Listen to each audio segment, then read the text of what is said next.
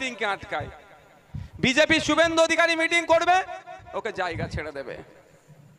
ওকে pilot কার দিয়ে, রাজ্যের মুখ্যমন্ত্রী পাইলট কার দিয়ে রেখেছে, যাবাটা আগে যা, গিয়ে হিংসাত্মক কথা বল, হিন্দু মুসলমানের মধ্যে এমন কথা হবে লড়ে যাবে, হিন্দুরা তোর দিকে চলে যাবে, মুসলমানরা আমার দিকে চলে আসবে, তোর আর আমার শোরুম আলাদা, গোডাউন আরএসএস, নাগপুর ভোটটা সবই আরএসএস কন্ট্রোল করবে। এই তো প্ল্যান।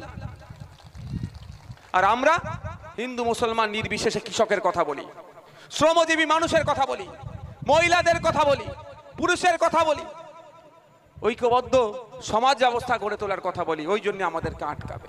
আচ্ছা, আপনারা যারা এই আজকের এই প্রোগ্রামে আসলেন, নতুন জিনিস 3টে জানতে পারলেন তো?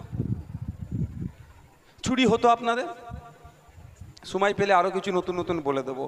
তাহলে বাজ পড়ে কেউ যদি মারা যায় বাজে বজ্রপাতে, 2 লক্ষ টাকা ক্ষতিপূরণ পাবে, সরকার দেবে।